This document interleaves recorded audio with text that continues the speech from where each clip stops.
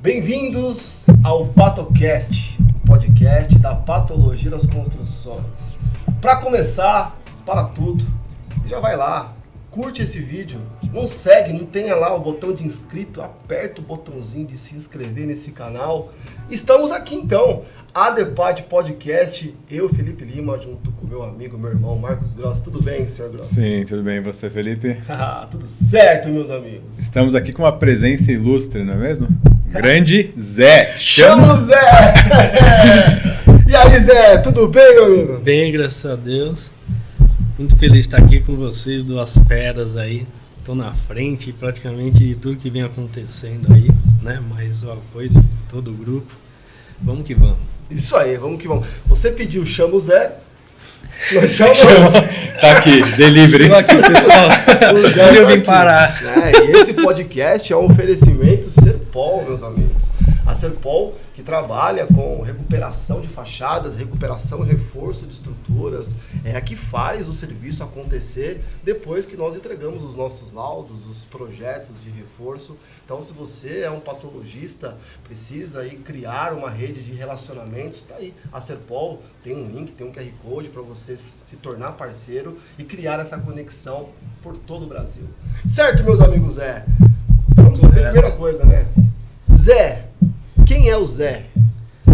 O Zé é um engenheiro civil que trabalha com projetos e laudos voltados à parte estrutural. Muita conta, tem que gostar dessa praia e resolver o problema dos nossos clientes. Muito bom. Aqui, ó. Escritório CR Martins, com a caneca aqui do Zé. Projeto, laudo, patologia, inspeção, diagnóstico e café. É isso aí. Aqui. Vamos fazer um brinde, Zé? Não pode faltar Ao o Zé? café. Aqui, ó. Ao Zé. Pronto. Ao Zé. Ao Zé. Tem que beber, mano. Tem que beber quando brinda, não é? Sim, Olha é as a regra.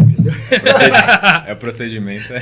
É o primeiro, pessoal, nunca fiz. Não pode ficar. Seguinte, Zé. Vamos lá. Pra começar a parada, Sim. tá bom? Com que você trabalha? Então, eu trabalho com foco em estruturas. Então, pode ser estruturas mistas, estruturas simples, concreto armado, estrutura metálica, com reforços estruturais, com todos os segmentos praticamente, residenciais, industriais, comerciais, galpões, e assim, onde precisar, tiver algum problema na questão de estrutura, estou aí para ajudar de forma geral, quem precisar. Muito bom. E nesse seu dia a dia, né, seu universo matemático das estruturas, né, você vê as estruturas aí como números, né? Qual que é a maior demanda, assim, maior demanda na área de patologia, né? A gente está aqui, nossos ouvintes, a maioria deles são patologistas, inspetores prediais, peritos. Então é o universo da manifestação patológica, né? Na sua realidade, o que você vê mais de problema nas estruturas? Então, um grande problema que nós temos, às vezes, é a mudança de uso, né? Um novo carregamento sobre uma estrutura que não foi calculada para aquilo, né? Então, às vezes, a solicitação maior dos esforços, ela vai comprometendo e começando a gerar as manifestações patológicas, né? Por exemplo, uma inspeção predial, que tem muitos patologistas atuando nisso. Quando que precisa se preocupar com as estruturas? Por norma, se você vê o aço já aparente, mesmo que é uma obra nova, de repente uma segregação, desplacamento, ele está com corrosão perante a norma. Mas a gente vê que ele está com aquela cor bonita, usinada de fábrica, não está com aquela corrosão avançada. Então a gente tem estágios para você definir o grau de risco que aquela estrutura está, né? Então, esse é um dos pontos que a gente tem que verificar. Outro as manifestações corriqueiras, que nem fissuras de flexocompressão, quando a viga recebe muito peso e ela faz aquela flecha e aparecem as fissuras, ou pilar nos vértices quando tem aquela fissura longitudinal à peça, assim, claro, né? Depois que faz uma inspeção, olha bem mais detalhado, a gente vai verificando o grau de risco que aquele paciente está. Perfeito. Então você falou de inspeção predial, acho que é importante. Quando o nosso maior número aí de profissionais vai atuar na inspeção predial. Então vamos atuar, fui na edificação, estou fazendo uma inspeção ampla, incluindo estrutura. Normalmente a gente vai inspecionar as áreas mais acessíveis e nas áreas de maior carregamento, que são os subsolos, se tem subsolo ou andar térreo, que normalmente a estrutura está mais exposta, né? Dentro das unidades, no meio dos andares, tem mais alvenaria, tem mais revestimento, tem mais móveis, então fica cada vez mais difícil você acessar e também, com tudo isso, fica menos exposto à agressividade. Então, beleza, o inspetor está lá, faz a avaliação de cima a baixo, olha a estrutura. Pelo que você comentou, as manifestações patológicas que vão indicar alguma coisa, elas estão associadas a fissuras, elas estão associadas a desvios geométricos, elas estão associadas a problema de armadura exposta, a problema de segregação de concreto. Mas aonde eu quero chegar, que é a pergunta, o inspetor predial, em que momento ele tem que avaliar e chamar o Zé? Meteu o hashtag chama o Zé. Deixa o WhatsApp lá. Então, minha opinião é assim, você verificou no seu feeling, você sentiu que tá estranho isso aqui, eu tô achando um risco iminente, né? Ou faz inspeção, aprofunda naquilo para você chamar. Ou se de repente por algum desconforto também quer chamar, pode chamar também, não tem problema nenhum. A gente está aqui para ajudar todo mundo, né? Eu ajudo hoje, graças a Deus, um monte de engenheiro parceiro aí, tem dúvida, fala, pode ligar, não tem problema. Ah, tem horário? Não tem horário, me liga, porque se for esperar horário, vai dançar, porque é tudo ocupado, então a gente faz tudo junto. Então me liga, tira dúvida, me manda uma foto, a gente vai se ajudando. Então um ajuda o outro. Então, quando é que você precisa chamar assim, né, urgente, vamos dizer? Você foi num lugar e passou de fissura, já está uma trinca, uma rachadura, recalcou, né? Você vê que uma laje cedeu, um pilar flambou, tá com 3 ferros expostos, é o grau do risco, né? Quanto mais você vai ver aquilo, você vai ver que tá feio e vai sentir se é para chamar ou não. Mas eu acho que é mais nesse feeling aí. Então, fissuras, dependendo, se você estudar então aqueles livros, né, do Erso, tem o livro Patologia de Estruturas, onde mostra não a fissura em si, né, mas aonde ela tá, qual que é o ponto dela, a forma dela, que ela vai indicar se está tendo ali um problema de mecanismo mecânico, de deficiência portante da estrutura. Então, se tem um conjunto de fissuras, ou a peça, você falou do feeling, é mais ou menos assim, né? Você olha aquela peça estrutural e ela não tá com as características normais que se espera. Talvez ela ela esteja ali com uma deformação, ela esteja de uma maneira não tá alinhada, não tá no nível, o pilar não tá mais no prumo, ele tem fissuras diferentes, porque a gente pode ter 2 caminhos. Ou chamar o Zé na urgência, ou numa inspeção predial, você ver que tem indícios, e é pelos sinais, você vai recomendar uma inspeção especializada, né, Grossi? Qual que é a diferença de chamar o Zé numa urgência ou indicar a questão da inspeção especializada? Como é que você atua nisso também? Acho que é importante, né, a gente saber de uma coisa que é o risco, né, da estrutura, primeiro.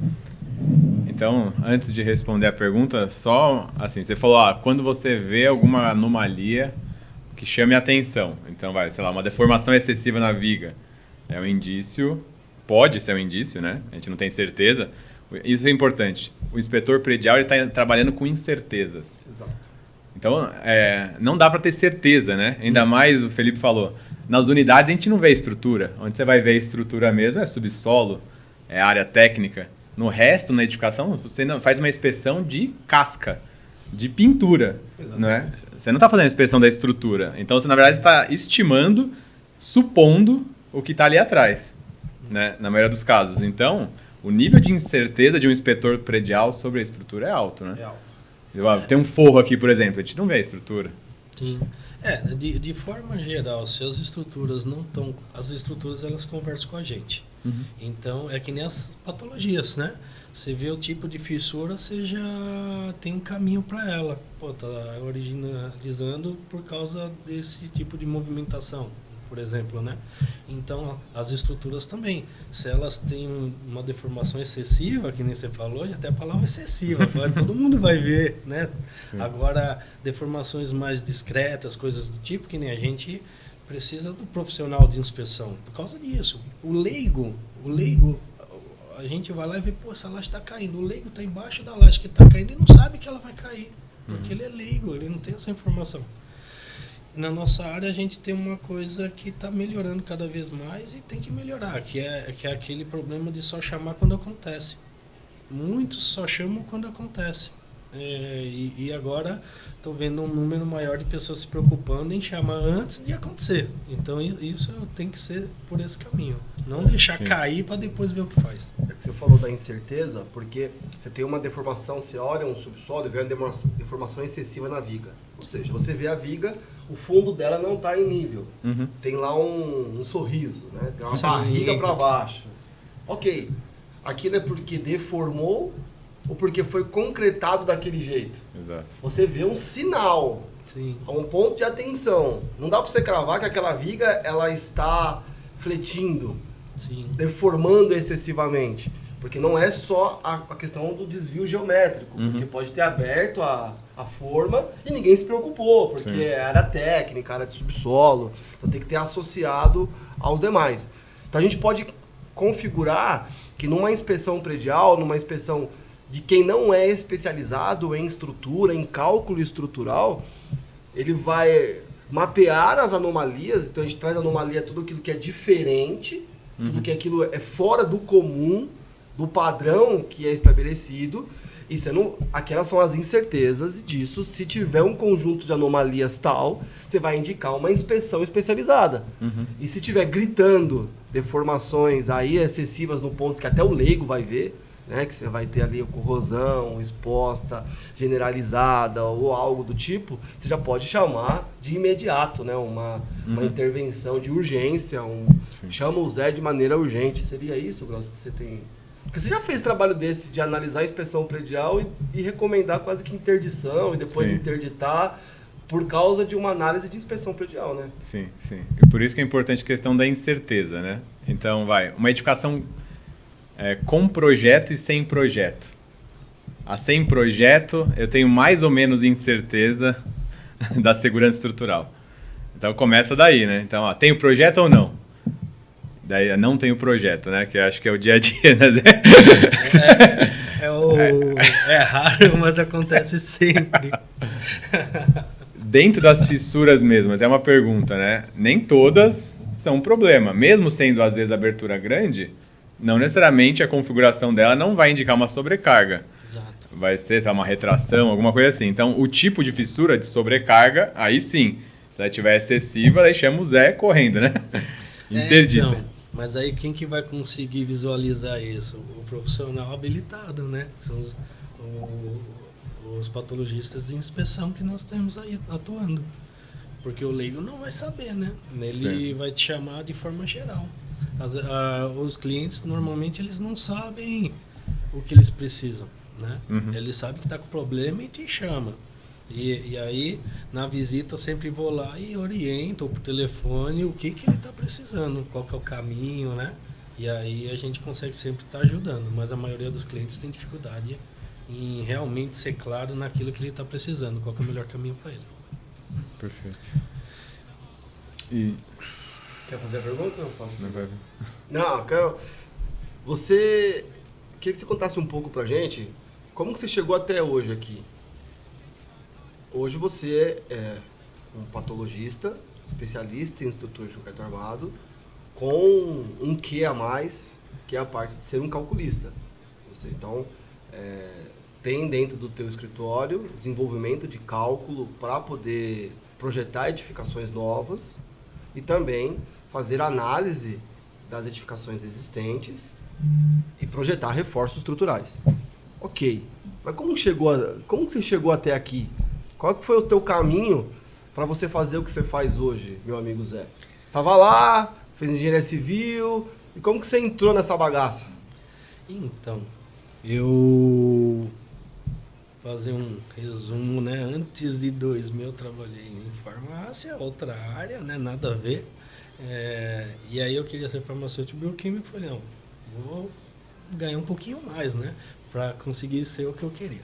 Aí eu fui e fiz desenho técnico mecânico no Senai e comecei a trabalhar com projetos em 2000. E aí, porque eu tinha um cunhado na época que ganhava, né? Tinha carro já, e eu, era novo, não tinha. Eu falei, não, precisa arrumar. O que você faz? Aí, né? O que você tá fazendo? Eu faço né? desenho. Que eu tô fazendo Aonde errado. me ensinam a fazer desenho? Aí corri atrás, comecei a mexer com projetos a partir disso. E aí, acabei mudando de área e estou até hoje aqui. Então, comecei a mexer com projetos técnicos e trabalho com projeto até hoje. Então, já tem mais de seus 20 anos aí. Então, passei pela área técnica da Ultragás, fazendo projetos para tudo, desde o condomínio a chacrazinha. O primeiro contato com patologias foi... posso falar o nome das empresas? Claro. Não tem um problema. Principalmente se for a BRZ. Nosso grande amigo Ricardo Zux, Zux. um grande especialista que eu aprendi sobre estrutura de concreto e foi o Sim. ponto, né? Nós nos conhecemos antes da internet, né? Nós Sim. temos uma vida antes disso aqui tudo. Tem uma vida antes das redes sociais. É verdade.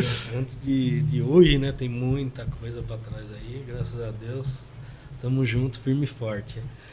Aí o primeiro contato meu com patologias foi no Concremate, né? Em 2009, 2010, que eu falei, que sensacional, me apaixonei por patologias. Trabalhava com um projeto, aí foi por uma empresa que tinha ali um departamento de patologia. Exato. Que lidava com isso. Eu comecei a mexer com projetos antes da graduação, fui fazer a graduação velho. Eu fiz de 2008 a 2012. Muito velho. Tá barba branca. Dá um trabalho pintar, assim, fazer luzes brancas, assim, né? Fica parecendo um pouquinho mais experiente. Aí... É um menino novo, ó. Tem um fio branco. Acho que ele passa 4, aqui. tenho 4. 4, tá contando. Ele passa aquele negocinho lá de corzinha, certeza. Aí nessa fase, eu tava tendo cálculo de pontes na graduação e eu trabalhava com pontes na Concremate, só que com patologias. Então, cara, eu tava tipo no paraíso, eu tava surreal. Eu falei, nossa, tô assim... Calculando aqui, patologia ali. Sensacional. E eu tentando enxergar aqueles números no campo, né? Você calculando aqui, mas se eu errar esse número, será que a viga vai envergar, né? Tentando enxergar na prática. Que nem hoje a gente tem os softwares e isso ajuda. Você vai lá e calcula, ele vai te mostrar a deformação, você consegue ter esses parâmetros. Mas na graduação eu tentava enxergar olho nu ali, né? Tentando pensar, e era uma dificuldade lascada para isso, né? Mas ficava lá tentando. E nessa época, assim, foi sensacional. Depois passei por uma empresa de metálica, Bertolini, lá do Sul, com a logística. Então trabalhei 3 anos lá como projetista também, passei na parte de cálculo lá no Sul, lá com o pessoal, o Elber, Cesar Norbay, um abraço para vocês, viu? E aí, depois eu saí como supervisor de obra e montagem de metálicas, né? Que a gente ia nas empresas montar as estruturas para centro de distribuição. Aí passei pelo monotrilho, trabalhei no metrô, né? Fiquei lá 2 anos e pouco, na linha 15 Prata, que eram 26 quilômetros de obra, infra, pesada. Lá foi uma escola para mim. Todos os segmentos, porque assim, como eu conhecia de metálica, eu tinha uma técnica e um engenheiro do Rio de Janeiro de metálica. Então a gente batia muito papo, porque eu ia eu era do setor de qualidade, então eu ia ver a qualidade do serviço em campo, né, da obra, mas não era metálica a minha responsabilidade, mas como eu tinha conhecimento, eu me infiltrava ali e um ajudava o outro. Então eu fazia isso tanto para a parte de segurança do trabalho, ambiental. Então a gente tinha essas parcerias, como é 26 km de obra, como que eu vou fiscalizar tudo isso? Eu estou no quilômetro 1, no 10 está acontecendo problema. Como que eu vou estar lá vendo no 10, né? Então, aí nessa época surgiu o WhatsApp. Não tinha. Nessa época que surgiu. E essa ferramenta assim foi absurda. porque eu tinha que correr no escritório para levar as coisas pro chefe que eu me reportava do metrô. Com o WhatsApp eu falei, Aldo, posso te passar aqui rapidinho pelo WhatsApp? E aí ele falou, pode. Aí começou a ser tudo instantâneo. Aconteceu o problema aqui na pavimentação, tava com ele já. Sensacional. Tô aqui hoje com os grandes amigos aqui. E aí com isso, sempre tendo contato com a estrutura, né? E aí no escritório do Ricardo Zux, eu fui estagiário desde 2010, depois voltei em 2015 e fiquei até o fim de 2020, 2019 ali com ele.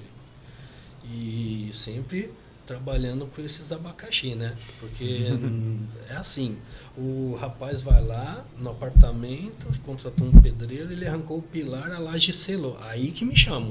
Ó, a laje tá caindo, chama o Zé. Aí você vai lá, o que eu faço agora? Pô, por que ele me chamou antes, né? Você arrancou, tá com esse problema, agora eu me viro. Põe o pilar de volta, sabe? E quero o projeto pra quando? Para ontem. E você não tem informação, é para ontem e preço. Quanto você cobra? É um laudozinho, é um projetinho. Quanto que é? Rapaz... Esses são os desafios da vida do Zé. Diariamente. Sempre com um sorriso no rosto, né, Zé? Sempre alegria. Sempre. Nunca vi o Zé bravo. Eu vou lá, a casa tá caindo, mas eu tô assim. eu tinha um amigo meu, o Márcio da sorveteria, ele sempre me via assim, eu sempre cheguei assim, né? No especial astral assim. E ele fala, pô, vizinho, caramba! Apelido do... Você tem quantos apelidos? Mais de 30. Aí ele, pô, vizinho, todo dia que eu te vejo, você só vem sorrindo. Acho que ele queria ver bravo, né? Eu falei, o que tem? Parece que você ganhou na Mega Sena, pô, nunca vejo você bravo. Aí ele falava isso pra mim naquela época. Ele começou a rir. Comecei a rir mais. Em vez de ficar pé da vida. O Zé é sensacional. Te amo, Zé. Também amo vocês. Todo mundo. Vai, Gross, que entende? Então, vamos voltar então à questão do inspetor, né? Eu acho que a gente pode aprofundar mais. Vamos aprofundar mais. Porque você fala, assim, uma coisa é fato. Então, viu alguma coisa que grite aos olhos, né? Uma fissura excessiva, que indique sobrecarga, uma deformação excessiva, vai te chamar. Eu acho que é assim, sempre a pessoa que está fazendo a vistoria faz aquela anamnese, né? Você pergunta quantos anos tem aquela estrutura, qual que era o uso, né? De repente é uma pessoa que está pegando um novo local, né? Qual que é o uso que ele pretende ter, entendeu? Para você entender se vai ter alguma alteração nisso, né? No meu caso, quando eu vou ver os carregamentos, né? Era um sobrado de esquina, uso residencial comum, hoje vai virar um consultório dentista.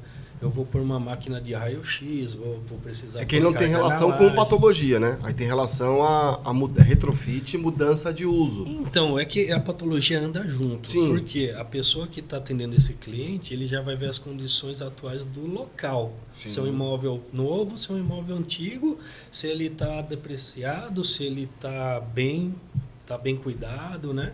A gente está trazendo aqui para um caso de um condomínio que não vai mudar de uso. Pode ser condomínio, pode ser geral não, isso. Pega esse cenário para a gente criar agora uma linha de passo a passo. Tá. É um condomínio residencial. Legal. Que não vai ter nada de mudança de uso, nada. Só tem ali a vida dele, tem lá suas décadas.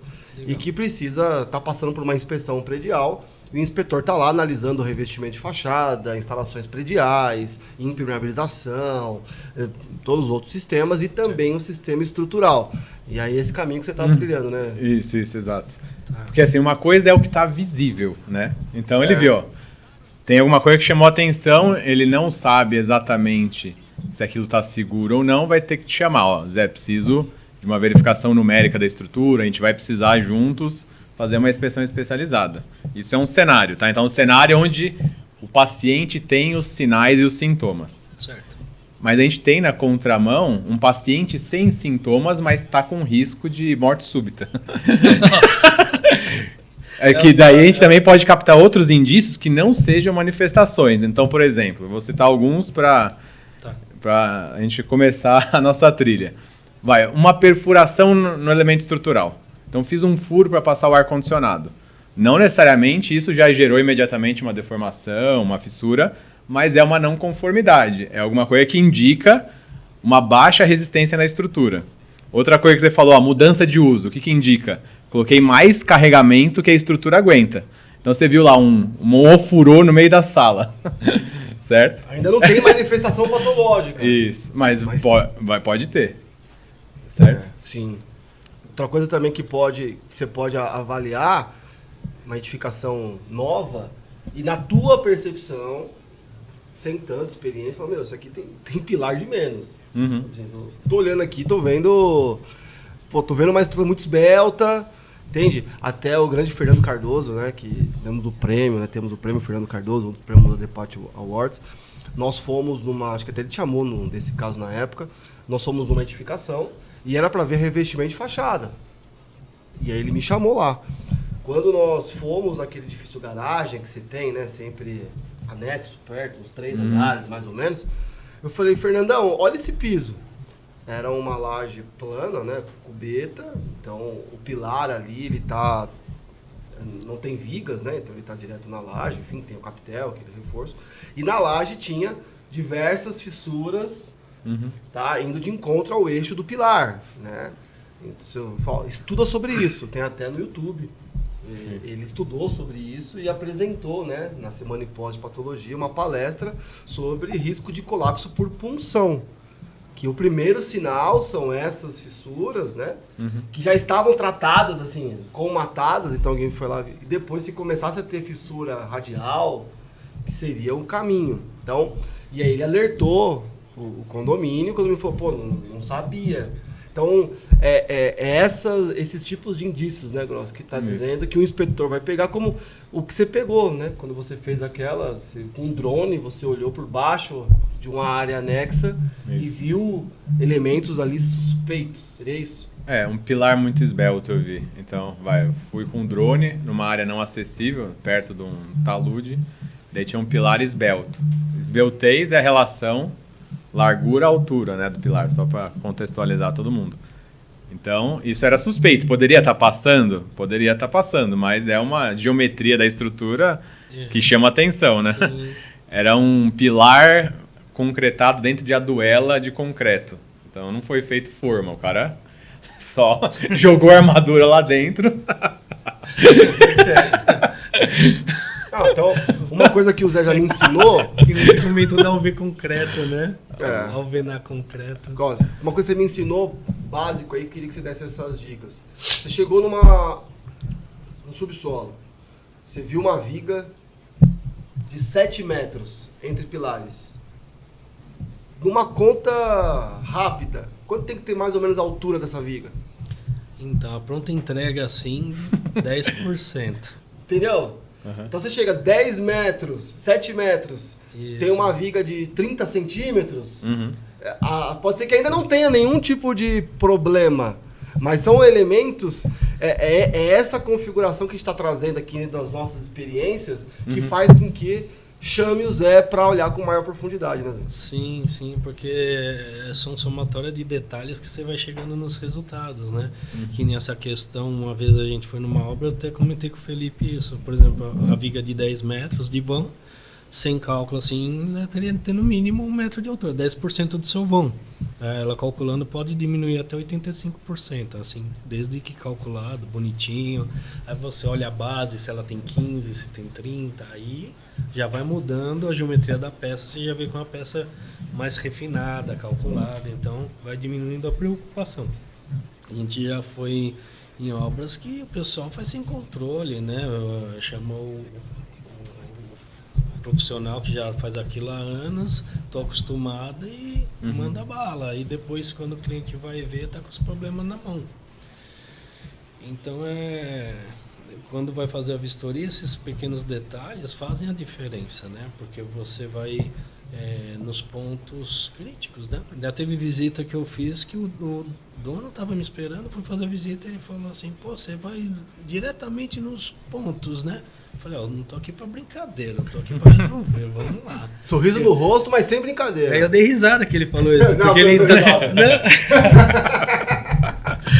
ele deveria conhecer um pouco, então ele já foi me acompanhando para ver se o que eu estava fazendo estava coerente, né? Então, foi bem bacana. E qual foi o projeto mais desafiador? ou um dos mais desafiadores da sua carreira? Então, tem vários, mas vou falar um que é normalmente um pouco fora da curva, assim. Eu posso falar nomes, né? Então, vamos lá. Era uma antiga Casas Bahia e o pessoal ia usar o andar de cima para transformar em uma academia. Dessas que a gente tem aí, grande de rede, né? Smart. E aí o que acontece? Lá era uma estrutura em concreto armado, antiga, né? E já tinha um monte de estruturas metálicas de reforço junto. Então era uma estrutura mista mesmo, né? Eu tinha já de concreto armado e tinha de metálica junto, já fazendo panos de laje complementar no que existia. Então aquele emaranhado lá, aquela coxa de retalho lá, né? Falei, putz, isso aqui vai me dar um bom trabalho. E eu tive que abaixar a cabeça lá e resolver o problema. Hoje está funcionando, já teve bolinho de aniversário e tudo. Ó! Fizeram para comemorar mais de ano que passou lá e agora os caras estão meio com o desafio para mim já, desse mesmo lugar aí. Não se acalmaram. Só mandar que mata no peito, sorriso no rosto. Você coça a cabeça, né? Porque você fala lá, vem coisa, caramba, como que eu vou fazer isso, né? E é o desafio que você tem que enfrentar. Porque você precisa estudar, entender o que tem que fazer, qual que é o melhor caminho. Sempre a questão de segurança em primeiro lugar, porque são vidas, né? São pessoas, então você não pode errar nunca e sempre tem que funcionar. E é uma briga, né? Porque obra sempre é custo-benefício. Aí eu vou pela segurança, entendeu? Então, assim, mas não dá para economizar porque é mais barato. Pô, dá para fazer por esse caminho, mas sempre com a segurança. Se for coisa de risco, eu nem participo. Né? Aí eu falo, não precisa nem me chamar se é para fazer errado. Agora, se for para ajudar, você me chama. Zé, quando que você entende que é necessária uma tomada de decisão? Você também faz as inspeções, né, especializadas em concreto. Então você fez a inspeção e com a inspeção, o processo de inspeção de estrutura. Anamnese, vai fazer a vistoria de constatação, constata então todas as anomalias, as irregularidades, vai relacionar com isso, vai correlacionar possíveis causas e efeitos, pode ser criado então um plano de ensaios para poder avaliar e confirmar, né, as teorias ou os desafios, reduzir e tentar reduzir, né, as incertezas de um diagnóstico, faz o diagnóstico. Qual é o diagnóstico que você entende que torna necessário partir para um reforço estrutural? Então, se não for por acréscimo de carga, mudança de uso, que normalmente dificilmente a estrutura está apta, né? A não ser que era uma edificação para estoque e ela mudou para kitnets. Aí tá tranquilo, porque mudou totalmente e aliviou muito a carga. Nesse caso, precisa verificar essa estrutura, qual que é o uso dela, qual que é a responsabilidade dela, né, o grau de patologia que ela está, de depreciação, deterioração, vamos falar assim. E aí com isso, se só o tratamento de recuperação resolve ou se a gente sugere um complemento, um aumento de seção ou algo assim para você prolongar a vida útil daquela peça, porque aquela estrutura ainda vai ficar mais 100 anos lá, entendeu? Sim. Aí tem tudo isso para avaliar. Então a gente pode pensar o seguinte, se de repente tiver mudança de uso, porque vai ter uma alteração de carga, você vai partir para um reforço estrutural. Assim, provavelmente terá que fazer algum ajuste, pequeno ou maior, dependendo do que eu vou pôr de carga. Mas lembra que eu vou trazer um case que nós fizemos juntos, que também acho interessante, Sim. Onde não tem uma relação com aumento de carga e nem com mudança de uso. Que é algo interessante, né? Você trabalha, a estrutura ela teve um aumento de carga em algum momento, ou teve uma carga excessiva, ou ela não teve a capacidade portante de resistir àquela carga que já era para ter normal, e ela foi fraturada. ela ficou dodói, né? Sim. Ela foi fragilizada. Então, nesse caso, eu lembro muito bem, era como se fosse uma piscina, lembra desse caso? Só que ao invés de uma piscina, era um jardim, em vez de água, né? Era um jardim e tal. E o pessoal reformou isso, só que tinha um enchimento leve na época. E quando eles reformaram ali o jardim, colocaram um enchimento pesado. Então aumentou ali um pouco a carga. E com isso, fraturou, né? Rompeu, tinha uma viga ali. Imagina uma laje em cima, uma laje embaixo e aquela viga segurando aquelas duas lajes conforme a piscina. E rompeu aquela viga, né, para baixo, criou realmente um rompimento. E tentaram fazer uma recuperação estrutural em um momento e rompeu de novo. E tinha aquela fratura enorme, né? E o nosso trabalho foi identificar o que estava acontecendo. Claro, nós propusemos, né, que tirasse aquele enchimento pesado e colocasse o enchimento mais leve, mas ali estava uma estrutura fragilizada. Chamei o Zé. O que nós propusemos então? Vamos recuperar essa peça estrutural, vamos monolitizar essa peça estrutural, né, com aplicação de resinas, de materiais também, de grauteamento, enfim, monolitizou, mas ali agora ficou um ponto mais frágil. E aí nós colocamos então, vamos dar um reforço para essa peça. Vamos criar então aqui, como a gente também não tem todos os dados, não tem todos os projetos, já sabe que ali é o ponto frágil. Então, olha só, nós pedimos para reduzir a carga, mas ainda assim pedimos para dar um pouquinho mais de estrutura, né, de aumento de capacidade portante. Naquele momento, eu lembro que a gente usou fibra de carbono como um elemento para isso, né, costuramos ali, criamos. Então, foi um projeto super bacana. Então, teria essa parte de quando você tem que a estrutura ela foi fragilizada, o reforço ele dá esse suporte para retomar a estabilidade da estrutura. Sim, positivo. Tudo que está falado está correto. Lá, essa obra particularidade, né, foi muito legal porque a gente fez toda a inspeção, todo aquele desbravamento da peça e abrimos nós mesmos lá com a marreta e aí tirava parte de concreto forte, né, massa forte do meio da viga e ficava aquele buraco e você, mas é uma viga, não pode ter isso, né? E aí a gente fez justamente essa receita, monolitizamos, deixamos ela única novamente e fizemos o reforço com fibra de carbono longitudinal no positivo e nos estribos, né, para torção e outros esforços. E aí, com isso, sem dúvidas que nunca vão ter problema na vida e nem a gente também. Não vai chamar a gente de novo lá porque deu problema. E você calcula no cheiro, na lapiseira? Não. Ou, né? Porque assim, por que todo calculista tem que ter camisa de bolso e tem que colocar as canetas aqui? Ó? Pentel. Você é calculista. Pronto, agora eu sou calculista, Gabriel. Gênero é assim, ó. Gênero raiz. Cadê seu bolso? Não sei. É Aqui é do tablet. Vamos costurar, Não dá pra guardar a canetinha no tablet. Gênero raiz é assim, ó. Camisa manga curta, de bolso, canetona ali, pentel, mas você calculando na caneta, você calcula onde, meu amigo? Qual que é o tamanho da tua máquina para calcular a parada? Então, os dois caminhos são muito usados até hoje, na mão e com software. Você vai casando porque assim o software não calcula tudo, né? Então você também vai fazendo estruturas à parte, né? Nesse caso, o que acontece? A gente tinha que avaliar o vão, onde que a viga estava, o que chegava de carga, a condição que ela tinha, porque ela estava trabalhando, né? Então era um vão de 11 metros, se eu não me engano, era um vão grande.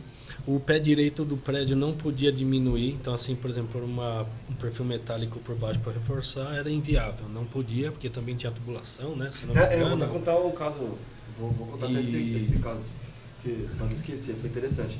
Porque nós colocamos e fizemos então, recuperamos a peça, monolitizamos, legal. Só que para a gente entende que isso poderia acontecer novamente. Então vamos dar um reforço. E o reforço, basicamente, pode ter o aumento de seção, próprio concreto e aço, chapa metálica, né, ou fibra de carbono. Depois você vai contar aí qual que são os... O perfil metálico. Metálico e tal.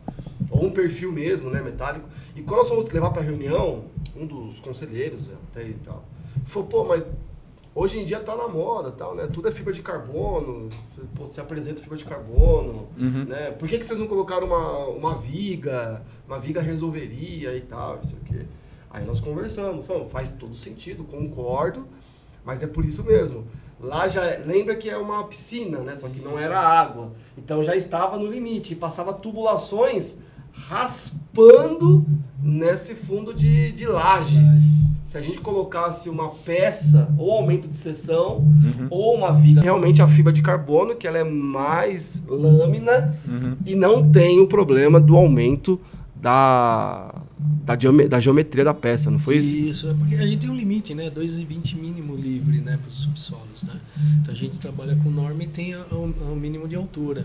Então você não pode diminuir. Hoje a maioria dos carros aumentaram, né, de tamanho, né? SUV é tudo, então o cara abre a porta e bate, né? O porta-mala. É verdade. Então é um grande problema isso. E lá, né, a gente optou pela fibra até por causa disso, por causa de ela é excelente para ganho de resistência. E lá foi uma solução, foi a melhor solução adotada, foi essa. Porque a gente monolitizou a peça, garantiu qualquer imperfeição que a gente não consegue enxergar dentro da própria peça e está garantido que lá vai ficar anos sem problema nenhum para nós e para o cliente. Eu tenho uma duas perguntas, você tem mais quantas aí? Faz as suas, depois eu faço as minhas.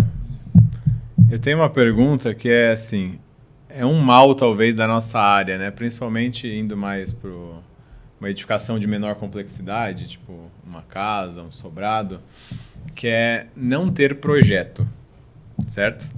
E daí eu queria ver a sua opinião. Você acha que o risco é maior de eu dar um laudo de estabilidade, né? Então fazer uma inspeção especializada de estrutura e falar, ó, essa estrutura está conforme um sobrado, de 3 andares ou um prédio de 20 andares com projeto.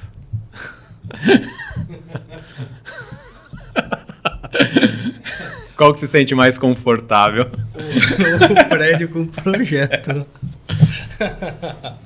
Porque você tem uma edificação, aí 3 andares sem projeto, então o que acontece? O cliente, ele acabou fazendo com as condições que tinha na época que tinha, com o pessoal que tinha. Então às vezes chama aquele pedreiro do bairro conhecido e o rapaz vai lá e faz a obra porque ele aprendeu ao longo dos anos, né? Só que aí acontece o seguinte, ele sempre vai estar fazendo para mais porque vai estar garantindo o trabalho dele, né? Ele não vai, né? O pessoal mesmo assim consegue errar, mas eles sempre vão fazer para mais porque garante que aquele sobrado nunca vai cair na vida. Isso aí fiz, caprichei, tá forte, tem muito ferro, nunca vai cair e acabou. E aí segue. Só que o cliente acaba gastando mais, mas não sabe, porque não tem projeto. Então o projeto, qual que é a vantagem do projeto? É a receita do bolo. Você não vai gastar nem mais, nem menos. É isso aqui. E acabou. Fica até mais fácil para concorrência, para empresas executarem um serviço, porque fica gabaritado. Fica ali, um vai orçar laranja, outro banana, né? Vai estar sempre com a receita ali para seguir aquela ideia. Então, para passar um laudo de estabilidade que nem você está comentando, a gente tem um caminho muito mais árduo aí, que seria o quê? Vamos dizer que eu vou passar vou entregar um negócio ponta. Então, tem que fazer inspeção no que eu tenho de fundação, levantar o que eu tenho de estruturas nessa casa. Eu preciso ver quais são as lajes, como elas estão engastadas, se elas estão apoiadas. E aí, com isso, vamos dizer assim, fazer o as-built dessa estrutura, remodelar ela e aí ver se ela está ok para você entregar um documento falando que ela está apta àquele uso. Perfeito. Então, assim, o caminho é muito mais longo, mas dá para fazer. Na engenharia dá para fazer tudo. E é o que a gente chama de levantamento cadastral. Então, vamos pensar assim, até o patologista, o inspetor predial, enfim, que está iniciando nessa área, ele vai lá, busca as informações, colhe as informações, pode chamar o Zé, faz as análises, encaminha se está adequado ou não, encaminha se precisa de um projeto de reforço ou não, mas pode ser que tenha elementos que identifique que precisa ou naquele local ou na edificação como um todo, por diversos pontos, precisa fazer uma modelagem ali para fazer uma como é que fala? Análise de estabilidade global, vamos pensar assim. Então aí vai precisar fazer o levantamento cadastral, levantar as estruturas, as dimensões das estruturas em concreto e a armadura, né? Que é a armadura que está ali. Tá bom, chegou nesse ponto. Como é que faz um levantamento cadastral? Qual que é o procedimento prático aí, receita de bolo? Você chega lá na edificação, como é que se faz um levantamento cadastral de um edifício, de uma casa, para poder colocar no software, nos cálculos e fazer essa modelagem para ver se está adequado ou não, se passa ou não de maneira adequada. Como é que faz levantamento cadastral? Então, esse aí eu posso falar que é o início de tudo, acho que é o levantamento cadastral. Você gostar de desenho, porque se não gostar de desenho, vai sair um garrancho. Mas gostar de desenho e ir lá medir tudo relacionado àquele imóvel, né? Vamos falar assim, você vai lá e desenhar com calma mesmo, pegar todos os detalhes para enriquecer isso, para você conseguir fazer os estudos, as análises. Vou dar um exemplo. Vamos dizer que a gente vai no subsolo de um prédio, um subsolo só, para ficar simples aqui para gente, nada de 3, 5 ou 6 ou mais, um subsolo. Só que não tem planta de nada. E eu tenho 2.000 metros quadrados de subsolo para desenhar. Então, o que eu tenho que fazer? Vou lá, faço todo o arquitetônico. Então, pego toda a medida em torno lá, vou posicionando os pilares, aí começo a pegar o que? As vigas. Então, eu tenho vigas que é de pilar a pilar, mas eu tenho viga que é de viga a viga.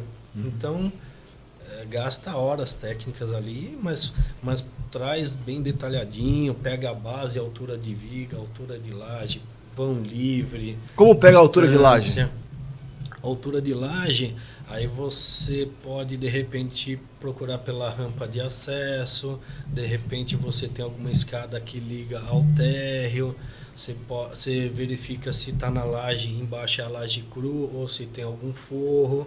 De repente, se tem algum forro, você tira o forro e pega do piso até embaixo da laje, por dentro do forro. E aí você pega a medida do térreo, vamos dizer assim, e bate nesse mesmo piso embaixo. Aí você faz continha, só diminui e você vai achando essa altura de laje. Então isso é um procedimento tranquilo. E aí é calma, é pilar, largura, com largura, vão até o outro. Largura, vão até o outro. As vigas, base e altura, tal. Beleza. Já gastei ali 5 horas do meu dia, 6 horas, mapeei tudo. Agora falta as inspeções, eu não tenho os aços, eu não tenho... O que acontece? Nessa, às vezes, a gente tem umas lajes que já estão com corrosão, já desplacou o concreto. Opa, minha armadura está exposta. Ali fica mais fácil, entendeu? Eu vou lá, aproveito aquele gancho e ganho velocidade. Vou lá e pego, ferro de 10 a cada 10 nos 2 sentidos, um exemplo. E aí eu vou alimentando ali meu levantamento cadastral. Amostral, então. A armadura faz janela de inspeção. Se não tiver corrosão, não tiver nada disposto, como é que você faz para levantar? Então, aí eu preciso partir para as inspeções. Como seriam essas inspeções? Venho com a marretinha, talhadeirinha, vou arrancando a camada de proteção mecânica até aparecer as armaduras o mínimo possível, porque assim, eu tenho que achar o jogo da velha, né? Então eu acho achar o padrão, né? Encontrar ali o padrão o padrão daquele pano de laje. Então eu procuro ferro nos 2 sentidos, né? Lógico, né? A gente vê o tamanho da laje também. Se ela é um retângulo, ela tende a ser como se fosse uma grelha, né? Armada às vezes num sentido só. Se ela é quadrada, 5 por 5, 25 metros quadrados, ela é armada nos 2 lados, desde que maciça. Se é bigota, é biapoiada, e assim vai mudando os tipos de estrutura. Aí tem que ir avaliando. E a pacometria você tem usado bastante para poder identificar o aço e tudo? Então, todos esses ensaios, eles agregam e ajudam nessa questão de você chegar ao raio-x, que é a armadura, né? E eu preciso dessas informações para quê? Para conseguir fazer os estudos de análises para dar o parecer para o cliente. Porque na laje seria mais fácil ali, né? Você tem um padrão. Mas agora no pilar, se identificar a armadura do pilar, você escarifica o pilar em volta inteira ou você usa o pacômetro? Então, dependendo da situação, você escarifica ele em 2 lados só. Ele inteiro não precisa, porque ele vai se repetir, né? Ele pode ser 14 por 19, ele pode ser 30 por 30, né? Então ele vai repetir as armaduras. Então você faz um L ali e acha nos 2 sentidos o que tem de armadura. Então você pode usar a pacometria para identificar que tem o aço. Isso. E depois abrir, já sabe aonde abrir, né? E aí você abre ali para confirmar a profundidade, a questão da espessura do aço. Porque o que acontece? O pilar que me importa é o pilar maciço. A gente tem o pilar com acabamento. Então vem um revestimento, vem massa em cima. O pilar ele é 30 por 30, só que lá no local tá 40 por 60. Só que na verdade não é 40 por 60, ele tem um enchimento. Desce um tubo de água da pluvial, sabe? Então a gente precisa achar o elemento estrutural. Que até tem alguns clientes trazem pra gente, olha, eu tô com uma fissura no meio do meu pilar. Isso é muito comum. É perigoso, né? De fora a fora, no meio do pilar. E a gente vai lá, enfim, e até com a pacometria, um martelinho, se identifica que na verdade não é no meio do pilar. É que o pilar, ele é na interface entre o pilar e a alvenaria que está ali fechando uma tubulação. Então, nessa interface, né, aconteceu uma fissura vertical, então você identifica que é pilar até aqui, encerrou o pilar, e daqui para lá é um enchimento com alvenaria, com bloco, e essa é a interface, né? Por isso que o levantamento cadastral é importante também. Importantíssimo. Muito bom, Zé. Importantíssimo. Quer ver? Eu vou falar aqui um exemplo. Uma vez você falou assim pra mim, Zé, tem uma cliente que ligou aqui e falou que a casa dela não para de estralar. Você não consegue dar um pulo lá? Eu falei, deixa comigo que eu vou lá. Voei lá pra... Não lembro o endereço, mas era um pouco longe. Cheguei lá, eram 3 andares o sobrado. Casa crocante. Então, aí eu cheguei lá, casa bonita, organizada, né? Bacana mesmo. E aí eu procurei problemas, né? Fui lá para achar problemas, então a gente vai procurar pelo em ovo. Aí comecei a olhar tudo, não estava enxergando nada que me passasse esses estralos, né? Deformação, trinca, rachadura, mofo, nada. E olhando geral, piso, tudo bonito, né? Enfim, resumindo, olhei toda a casa e fiquei umas 4 horas na casa dessa mulher na visita. E eu fiquei lá no sofá, né? Num sofá único lá, quietinho. Mas era aquele silêncio que não caía uma agulha no chão, sabe? E eu esperando os estralos. E olha lá. Monitoramento. E nada. E a cliente falando assim, eu vou dormir, escuto barulho de ferro quebrando, escuto barulho de tijolo quando quebra, cai aqueles pozinhos. Não é possível. Sério, ela falava assim. E eu falei, quando você escuta o tijolo quebrar, os farelinhos escorregando assim, você lembra mais ou menos onde que é aqui? Ah, eu sei que a casa inteira estrala, mas eu não sei te dizer onde é. Aí eu, caramba, gato, né? E eu lá, como que tá acontecendo nessa casa, né? Aí depois ela veio me falar que o vizinho, que era uma casa térrea, gostou da casa dela, pediu as plantas, né, para ver como que era, e ele construiu a casa igual a dela. E falou que lá o pessoal vem do interior, sei lá de onde que vem, e faz obra todo ano naquela casa. Aí eu peguei e falei assim, mas esse barulho que você escuta de estrala não é do seu vizinho? Eu acho que na sua casa você não tem problema nenhum. Eu tô olhando tudo, olhei subsolo, olhei tudo aqui, tá tudo bonito. Não é do seu vizinho isso? Como a casa é encostada, às vezes estrala alguma coisa lá, você sente essa vibração e tá pensando que é da sua?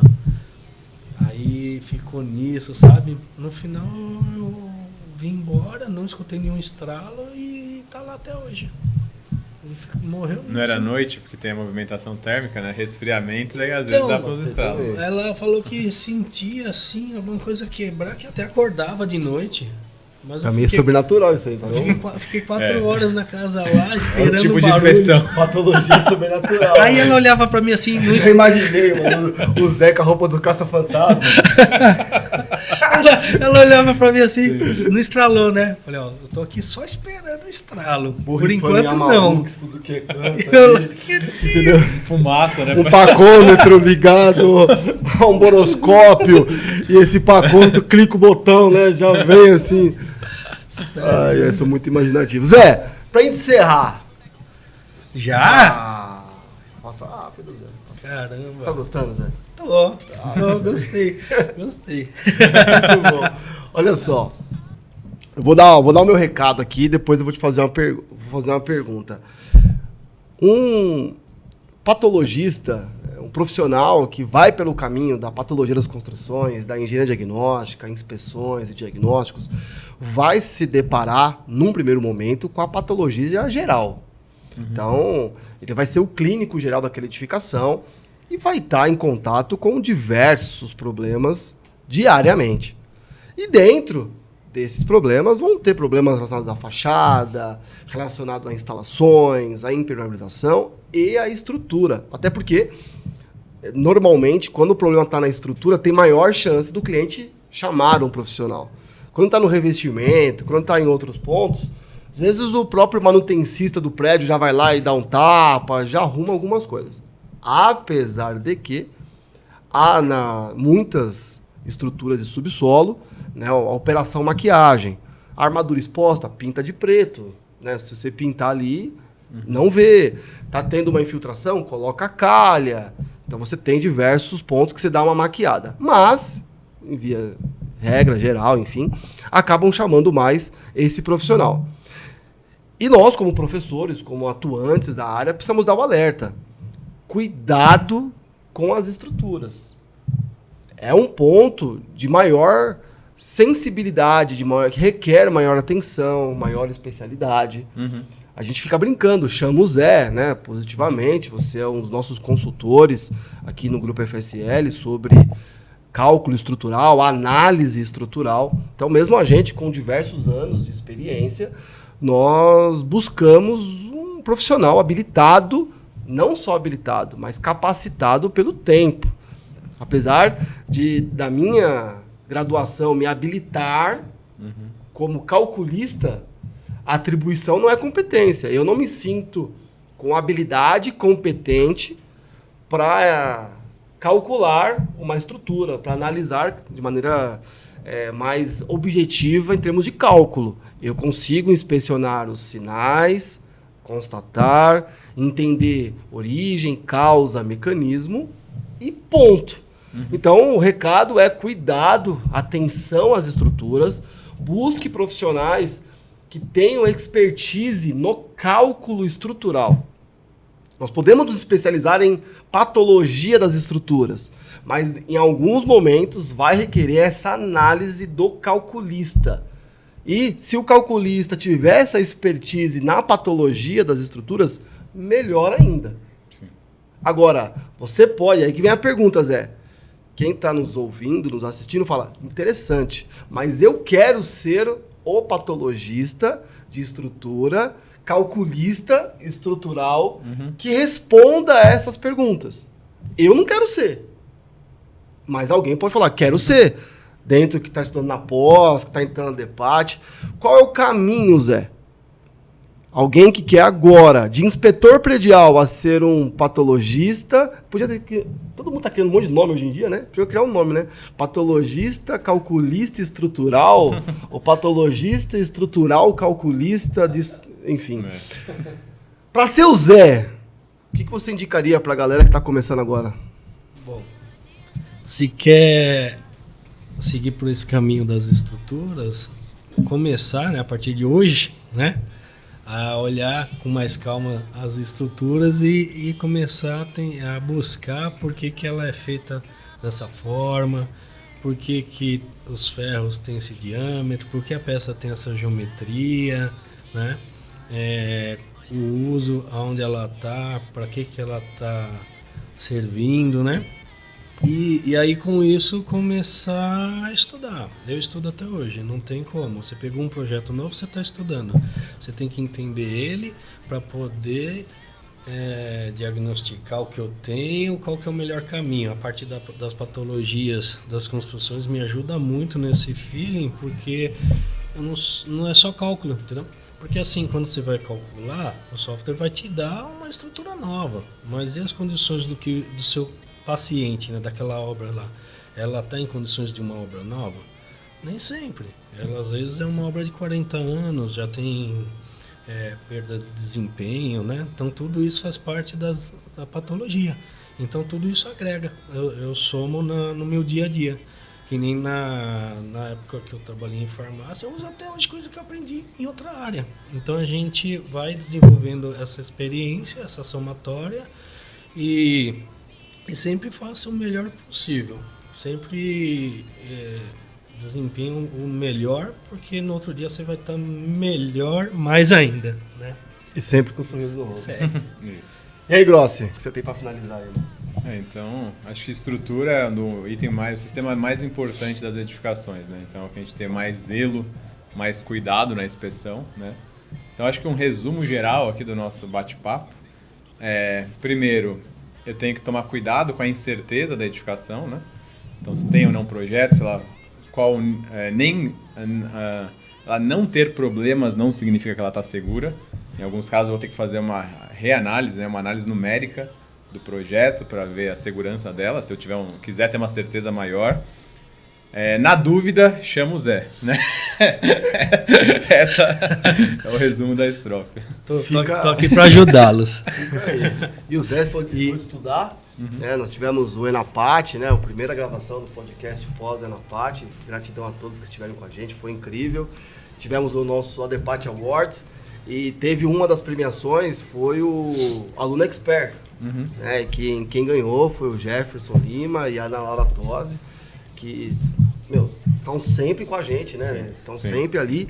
E o Zé, não te falei, acho que você ficou em terceiro ou quarto.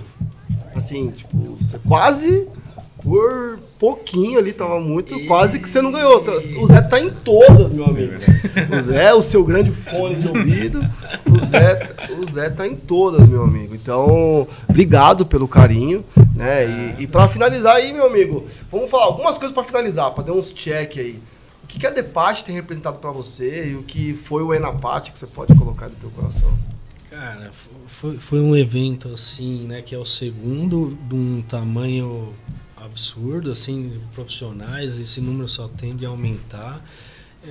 Isso que foi feito, né, da Adepate, juntar esse monte de profissionais gabaritados que a gente tem no mercado, e você vê a pessoa do seu lado ali, poder apertar a mão e falar, pô, já vi um monte de vídeo seu, muito legal. Isso não tem preço. E a gente vem junto, né, nesse mercado praticamente, né? Tudo que vem acontecendo, o nosso grupo aí de profissionais, a gente vem somando, né, um ajudando o outro, apoiando. Isso é vantagem para todos, para os clientes principalmente. Eles só têm a ganhar com isso. E graças à Adepate, né? A gente que ia almoçar junto, chorando um no ombro do outro, começando os processos, né, meu amigo? Sim. Agora estamos aqui, gravando um podcast. Sensacional, sensacional. Só alegria. E nas horas vagas, que eu sei que quase não tem, o que o Zé gosta de fazer? Eu gosto de jogar um Call of Duty. Mano, Zé é gamer. Como ele fala? Gamer? É streaming, né? Você grava também, que você tá jogando tudo? Tem os vídeos no YouTube. Sério, mano? Mas é só de play, né? Só dá pra assistir quem é jogador. Só pro. Não, mas eu não sou pro, não sou pro, não. Ligeiro. Tá bom, Zé. Obrigado pelo carinho. Dê seu recado final pro pessoal. Um abraço pra família, pra cachorro. Bom, agradeço essa oportunidade, né? A primeira, espero não ter passado, né? Espero que foi bom, né? Foi top, irmão. Precisando de alguma ajuda, podem me perguntar. Não fiquem com vergonha, não existe pergunta, né, horrível, né? Horrível não perguntar. E precisando de algum apoio, alguma coisa, tô aqui para ajudar todo mundo. E tem aquele ditado que falam, né? Tem um monte de engenheiros, né? Arquitetos, pessoal da nossa área mesmo que ajuda. Então, gera admiração, né? Não concorrência. Então, eu vou por esse caminho, ok? Um abraço a todos. O Zé é um exemplo. de profissional, de compartilhamento de informação, de conteúdo, de apoio. Então, é uma alegria muito grande ter você com a gente e te chamar de amigo, irmão. Tamo junto. Tchau.